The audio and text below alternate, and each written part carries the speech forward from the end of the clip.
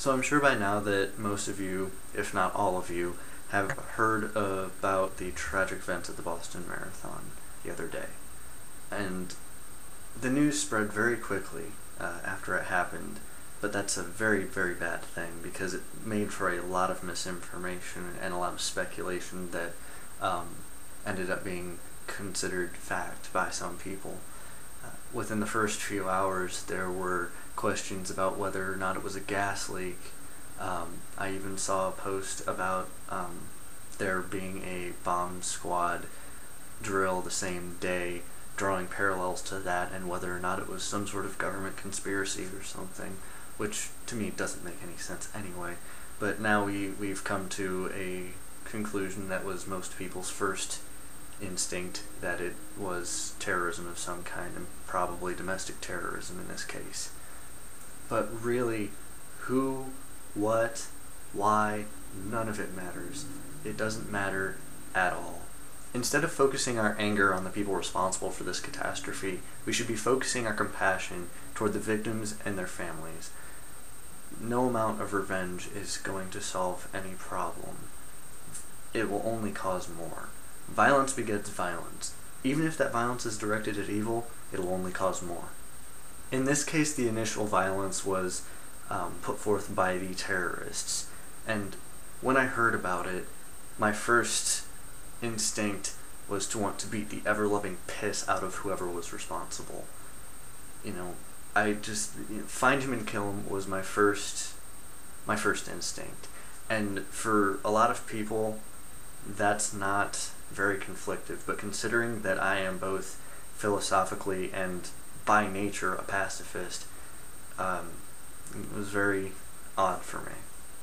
This event was one loophole in my pacifism, and that's the second beginning of violence, one in which people want a violent end for another person.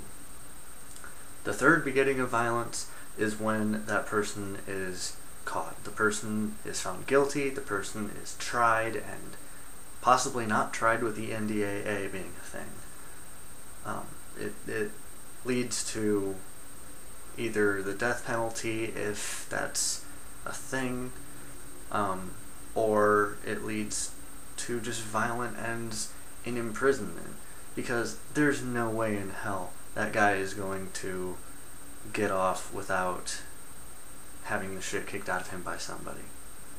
The fourth begetting of violence is the most important, and it is not restricted to coming last. It can happen at absolutely any time. It happens whenever some attention seeker sees the news and tries to copy it. This will start the cycle over again. This will happen more than you'll ever hear. I mean, just recently at a local bowling alley where my family goes frequently, very often, a guy brought a gun and tried to gun people down. In one way, I hope this scares you. I hope that you realize that by letting this cycle continue, it can bring it to your doorstep. I also hope, above all, that you realize that you have the power to stop it as a part of this cycle. Firstly, people need to stop and think. Quell their anger, because I know there is anger at this. I have anger at this. And use the energy from that anger to be constructive and help the people affected by this that need your help. Secondly, never post the names of the people found guilty. Never post links to the news stations or the news videos or the, columns that announce these people's names.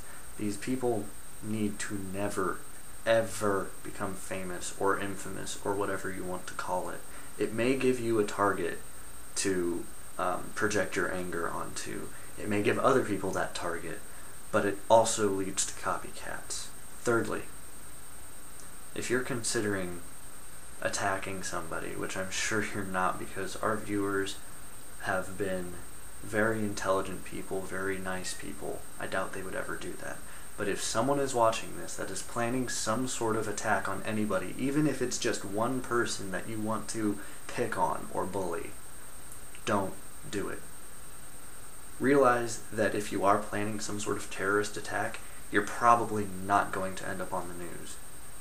or at least you're not going to end up on the national news. And you will always, always end up hated by the world, lonely, even in a world full of people that care about each other like this one. I'm sorry if this was a particularly serious video, but I really needed to get that out there. Get the fact that violence only causes more violence, and spreading violent thoughts only creates more violence. Dylan and Becky, I'll see you tomorrow.